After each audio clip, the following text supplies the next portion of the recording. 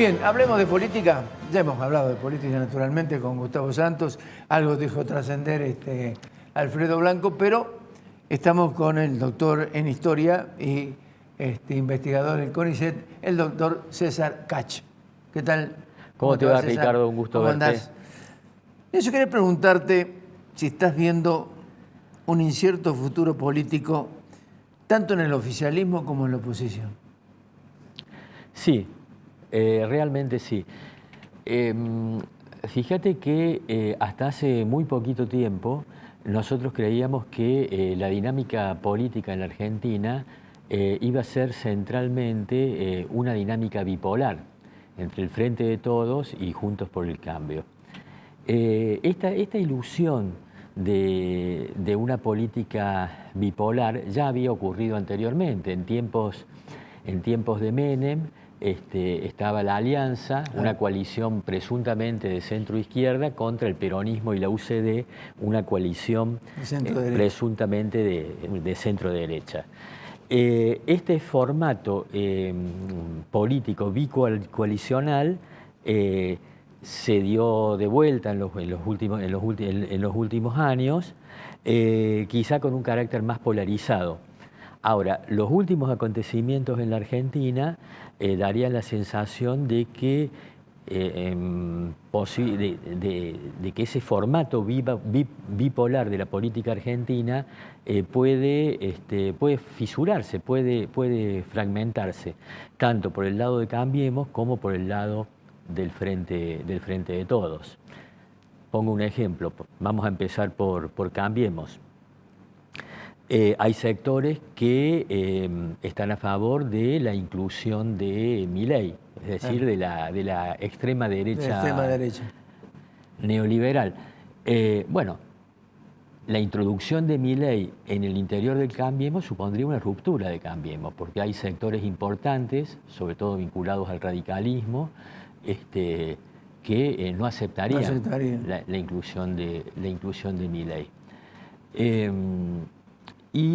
Como tampoco aceptarían un segundo tiempo de Mauricio Macri, ¿no es cierto?, cuya experiencia, a la luz de los resultados, fue un fracaso. Por el lado del peronismo, por el lado del Frente de Todos, tanto la amenaza de renuncia que hace unos meses encabezó el ministro del Interior, Guado de Pedro, como los últimos acontecimientos en el Congreso Nacional, ponen de manifiesto también la posibilidad de un reacomodamiento del mapa político, porque si uno lo piensa fríamente, en la última votación relacionada con la deuda con el Fondo Monetario Internacional y la toma de un nuevo préstamo, la fisura desapareció. Claro. Se extinguió la fisura, digamos. ¿No? Es decir, a ver, el kirchnerismo está partido.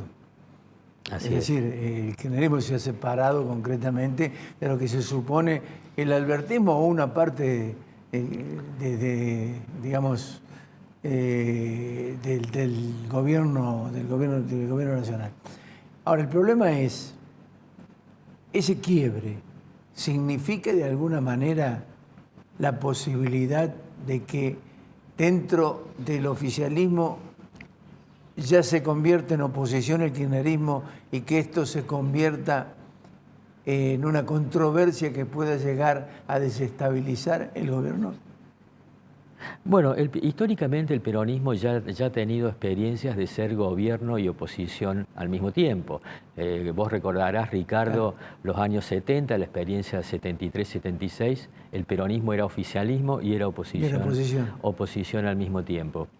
Pero en un clima de una mucho mayor inestabilidad política, de violencia política, etc. En la actualidad, digamos que un sector, el sector cristinista, tiene un liderazgo fuerte. El liderazgo de Cristina Fernández de Kirchner sobre sus militantes y simpatizantes y una parte del electorado es incuestionable. Uno podrá estar de acuerdo o no con ella, criticar o no sus políticas, pero tiene un liderazgo carismático real.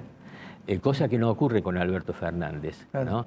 El que sería quien encabezaría, o por lo menos hasta ahora, el otro sector. Yo creo que tiene muy pocas posibilidades Alberto Fernández de reelegirse, más como ha invocado últimamente. Más bien, me parece que es una maniobra política para reafirmar su autoridad en el último tramo de su gobierno. En ese caso, por ejemplo, ¿hay alguna posibilidad de Cristina Fernández de Kirchner lanzada en el 2023? Quizá la gobernación de la provincia de Buenos Aires, pero no lo sé. No le dan los números. Hoy no le dan los números digamos, para una candidatura. Para una candidatura presidencial no, pierde. No. Pierde, seguro.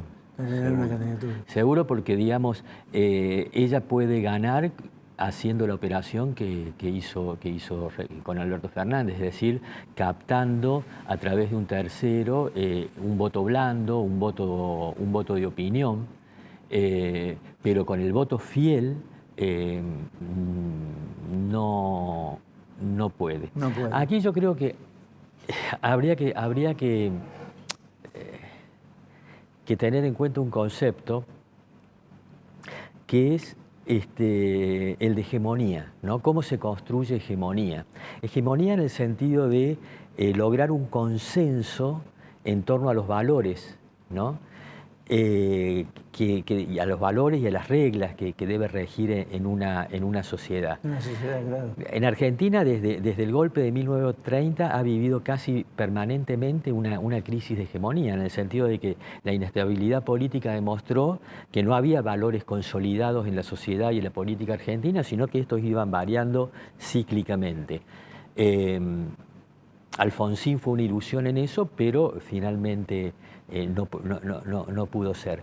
Ahora, el problema del cristinismo para construir hegemonía, Antonio Gramsci, es decir, un consenso en torno a los valores por ellos defendidos, Antonio Gramsci decía que para construir hegemonía hay que ser, el actor político debe ser un referente moral e intelectual de la sociedad, ¿no? Un referente moral e intelectual de la sociedad. Ese referente moral e intelectual de la sociedad, digamos, aunque sea distorsionado, ¿es el concepto de el líder populista?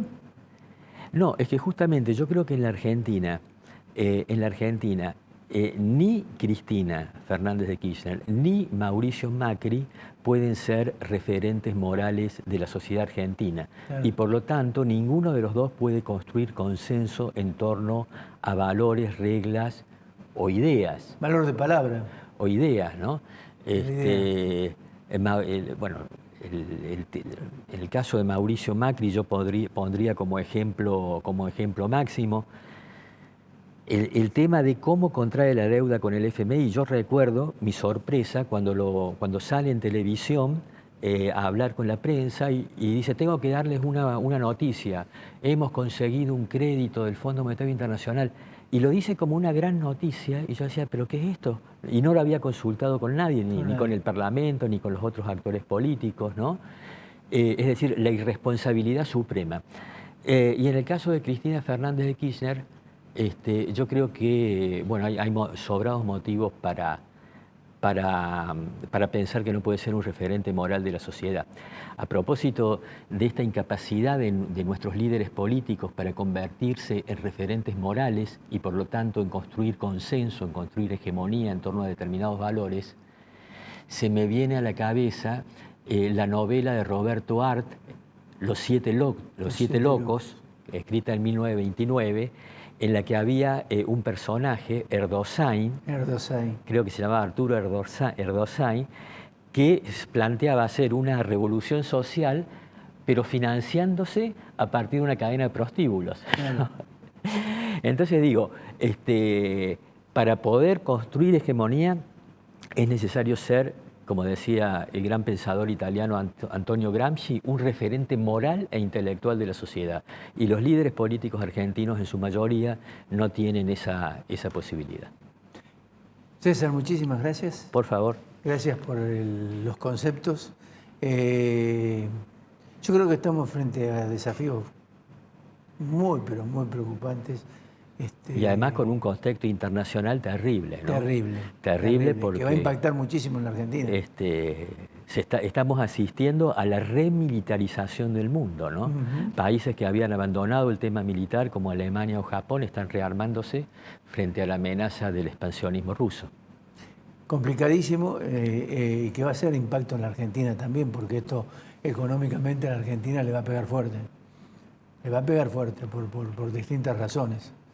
Es decir, ya venimos golpeados desde el punto de vista económico. Creo que las repercusiones o lo que pueda resultar de esta guerra, desde el punto de vista de la energía, va a golpear a la Argentina fuerte y complicar también más la situación, ¿no? Seguramente.